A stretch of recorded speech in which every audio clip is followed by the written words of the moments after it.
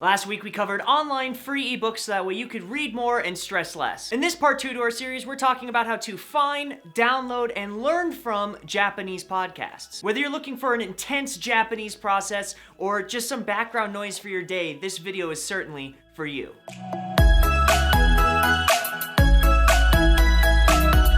As with every week, this video is brought to you by our lovely Patreons. I could not have done this without you. For people who don't regularly use podcasts for language learning, and I don't know why you don't, but I know you're out there, consider it a 40-minute to an hour thorough brain workout. You'll hear fast and slow speech, colloquialisms, and prompter Japanese. Slang, news, quotes, emphasis. Finishing a podcast for your regular daily listening practice is just running a gambit of the language. Now you may be thinking to yourself, Chad, I just started learning the language, or maybe I'm like a lower intermediate.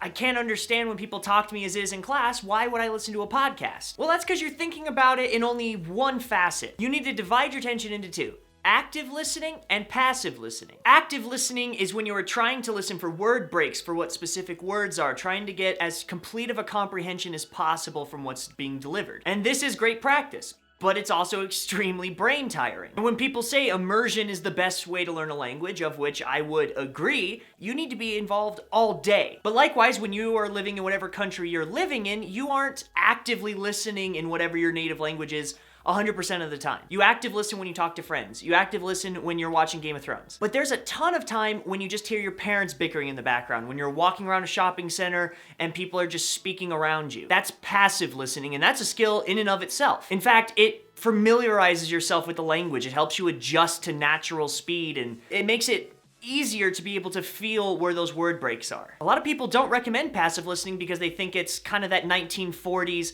learn a language while you sleep ideas, but it's actually incredibly important. It's frankly the reason why immersion and people who do AJAT tend to make faster progress in a shorter amount of time compared to people who just study intensely a few hours a day. You're not necessarily taking in more information than someone who could simply run those word lists normally, but you're expending all of your mental energy just like that second person is, as well as having this passive background noise. It surrounds us. It permeates us. It's like the Force, but with words. Now, I utilized both in my Japanese learning process. I actually still do. And maybe someday I'll make a video about my favorite Japanese podcasts. But because I could do a whole 10-minute video on that, we're gonna try and stick to the topic here. However, if you would like to learn that, be sure to leave a comment in the comment box down below telling me, hey Chad, what are some podcasts I should listen to? And I'll be sure to make a video about that soon. Also, in the description down below, I will leave a link to a Tofugu article about how to get a Japanese iTunes account and thus able to download directly from Japanese iTunes their podcasts. I actually used this when I first started learning. I still have that second account that I use almost every single day, but my focus is going to be a little bit different. Because I love you guys and I'm willing to do the legwork so that way you don't have to, I've also left a list for a Google Assistant list of popular Japanese podcasts. These are often requests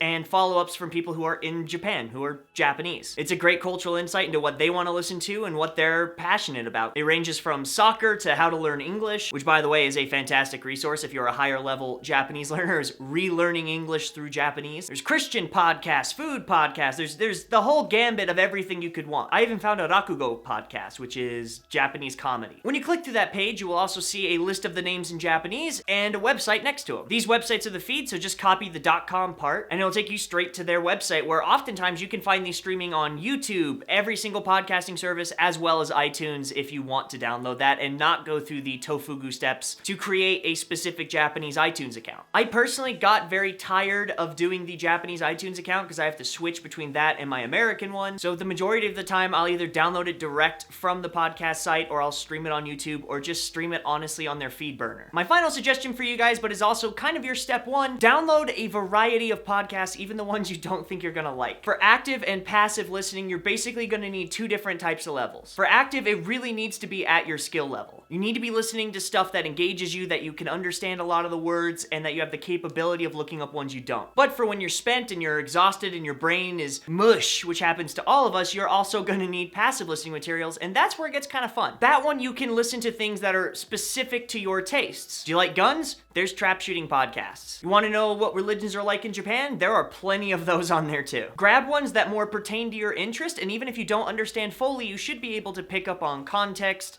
word flow, and hopefully even some specific words to the things that you're passionate about. Have that playing in the car, in the background while you're studying, whatever it is that you don't need to actively focus on the thing, and it will help you tremendously. I promise, give it 1 week of actively and passively listening to these podcasts, or really any Japanese media, and you will see insane amounts of growth. And after that first week, you're gonna be able to come back here and be like, Chad, this was awesome. And you know what I'm gonna say? Implement this in your daily life so you'll have that much gain in a month, in a year, in many years. Until you're able to move to Japan, sometimes these podcasts are your best method of getting real speech delivered directly to you for free. But that's it, guys. If you like this video, leave a like down below. It helps me tremendously. And if you have any questions, comments, concerns, or compliments, also leave those in the comment box down below. I do read all of them. Quick update for you guys. This Saturday, there will be our typical live stream. There will also be a bonus video. I'm starting a new series of videos, not live streams, but videos. It's not replacing the live stream. All it is it's going to be more Japanese content for you. It's kind of a rehashing of an old series that has been hugely requested,